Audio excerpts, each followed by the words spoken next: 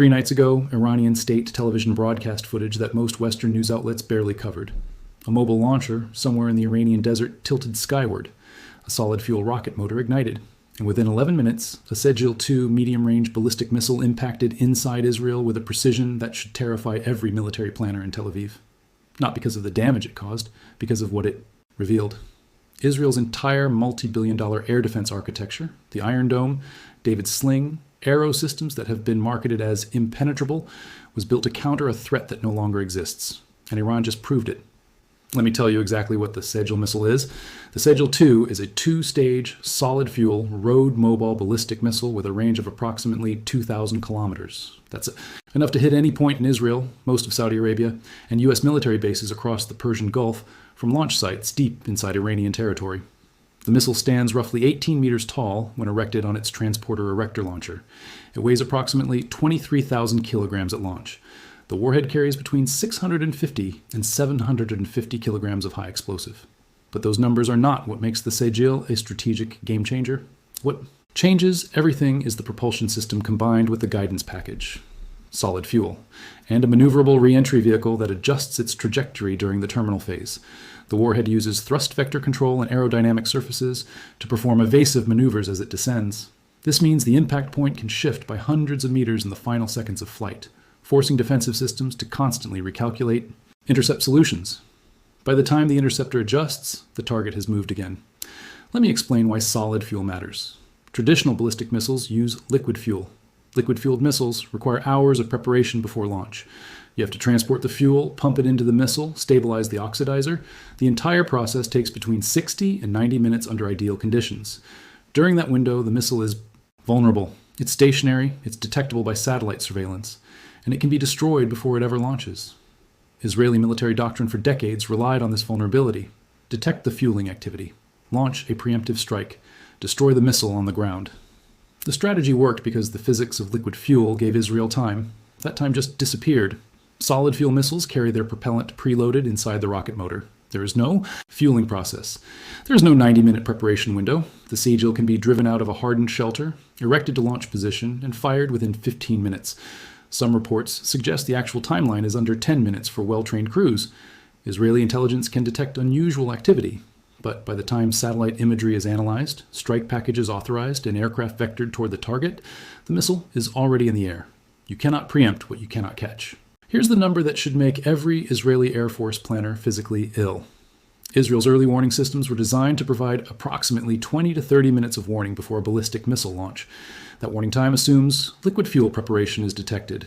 Against solid fuel missiles, the warning time collapses to between 4 and 7 minutes from launch to impact for targets in central Israel.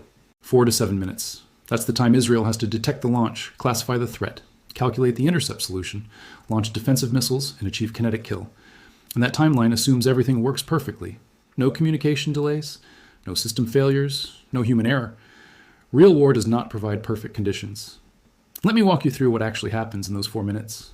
The Sejjil launches. U.S. space-based infrared system satellites detect the infrared signature, classify it as a missile launch, and transmit data to U.S. Central Command. CENTCOM relays the warning to Israeli Air Defense Command. That process takes approximately 60 to 90 seconds under optimal conditions.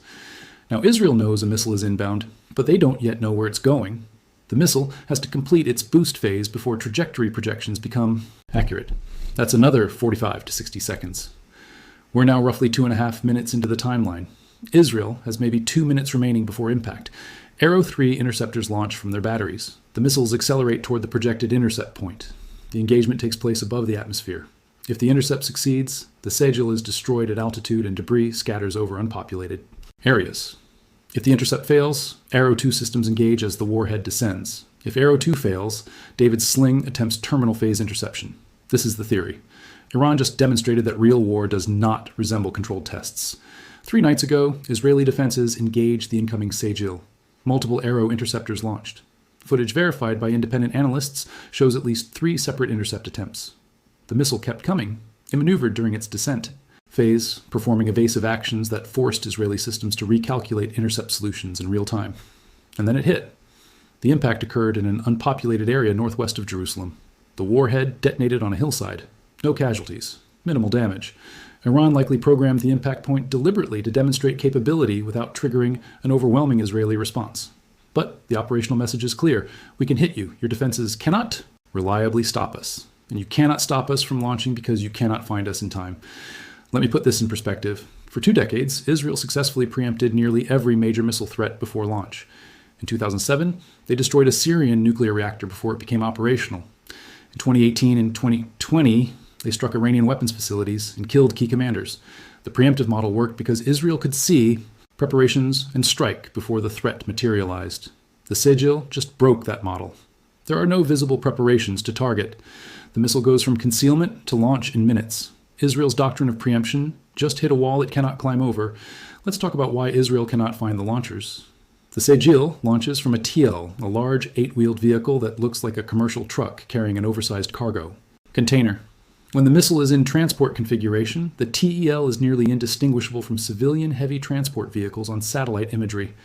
Iran has an estimated 50 to 100 of these TELs dispersed across the country, hidden in hardened shelters, stored in underground facilities, and moved regularly to prevent intelligence collection.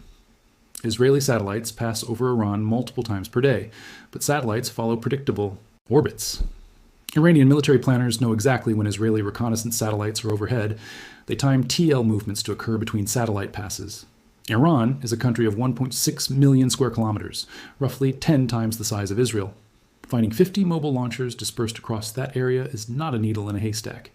It's 50 needles in 50 haystacks where the haystacks keep moving. Here is what this means strategically. Israel built its entire defensive posture on the assumption that they could preemptively destroy Iranian missiles on the ground before launch. This assumption was valid when Iran operated liquid fuel missiles that required hours of preparation. It is no longer valid. The Sejjil eliminates the preparation window. Israel cannot preempt what it cannot find, and it cannot find mobile launchers that move between satellite passes and launch within 10 minutes. Subscribe to this channel because what I'm about to tell you next is the analysis mainstream media refuses to connect. They'll show you footage of successful interceptions and declare the defense worked. They won't show you the mathematics of why this defensive posture is collapsing. Let me give you the numbers that explain why Israel's current defensive strategy is unsustainable. An Arrow 3 interceptor costs approximately $2.5 to $3 million per missile. Arrow 2 interceptors cost roughly $1 million each. David's Sling interceptors cost approximately $1 million. Thus, against a $500,000 Sejjil missile, Israel is forced to launch multiple interceptors per incoming threat. If Israel fires 3 interceptors per Sejjil, as observed in the recent engagement, that's between $3.5 and $9 million in defensive costs versus $500,000 in offensive costs. A 7-to-1 cost disadvantage, minimum. Now run that math across a sustained campaign. If Iran launches just 5 Sejjil missiles per day for 30 days, that's 150 missiles total, costing Iran roughly $75 million. Israel would need to fire 450 interceptors to maintain triple redundancy, costing between $525 million and $1.35 billion. 1 month of defense cost Israel up to 18 times what the offense costs Iran. And Iran has demonstrated they can sustain much higher launch rates than 5 per day. Iran operates an estimated 50 Sejjil launchers. If each launcher fires 1 missile, that's 50 missiles, requiring 150 interceptors to maintain triple redundancy. Israel's total Arrow inventory is estimated at approximately 200 missiles. A single saturation salvo could deplete 75% of Israel's strategic missile defense stockpile. Manufacturing replacements takes months.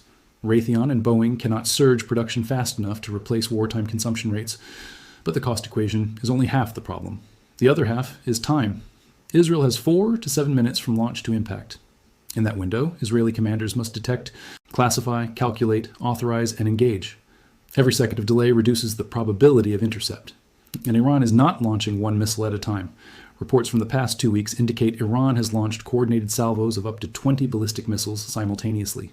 20 Sejjil missiles launching from dispersed locations within a 10-minute window creates 20 separate intercept problems. The system was never designed for this threat density. Now, layer in the other dimension of Iran's strategy. They are combining ballistic missile salvos with drone swarms. The pattern shows Iran launching 100 to 200 Shahed 136 drones ahead of ballistic missile strikes. The drones are slow and relatively easy to shoot down, but shooting them down requires interceptors. Iron Dome systems engage the drones, depleting stocks of Tamir interceptors that cost $50,000 each. While Iron Dome is occupied with drones, the ballistic missiles arrive. and the entire defensive architecture is forced to fire simultaneously at targets across multiple threat bands. This is defense saturation. You overwhelm it with quantity and timing. The defense has limited missiles, limited launchers, and limited time. The offense controls the tempo, and mathematics favors the offense. Here's the operational reality Israeli military planners are confronting. They cannot preemptively strike all Sejjil launchers because they cannot find them. They cannot defend against saturation salvos indefinitely because interceptor stockpiles are finite. And they cannot win the cost exchange battle because Iran is trading $500,000 missiles for $3 million interceptors. Every wave depletes Israeli defenses more than it depletes Iranian offensive capacity. Over time, this equation becomes unsustainable. Let me tell you what Israel is saying publicly versus what they are planning privately. Publicly, Israeli officials described the recent interceptions as successful. They release footage of Arrow missiles destroying incoming threats. The message is reassurance: your defenses work, you are safe. Privately, Israeli defense planners are revising their operational assumptions. According to defense sources, Israel is accelerating procurement of additional Arrow and David's Sling interceptors. They are requesting expedited U.S. military aid, specifically for missile defense replenishment, and they are reevaluating their preemptive strike doctrine because the window for effective preemption against mobile solid fuel systems has closed.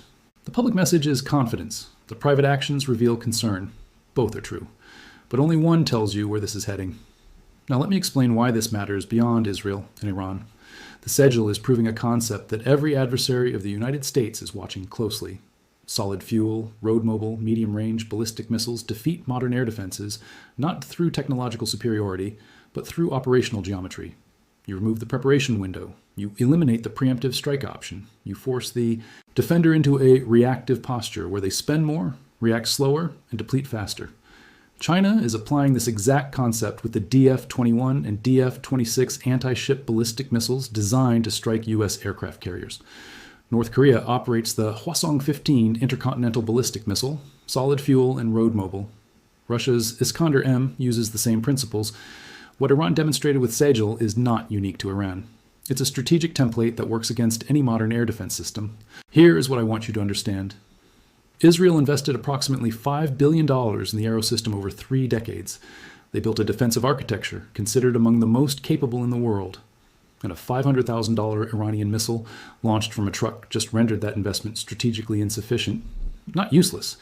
The system still intercepts some threats, but insufficient because partial success against saturation attacks still means warheads get through.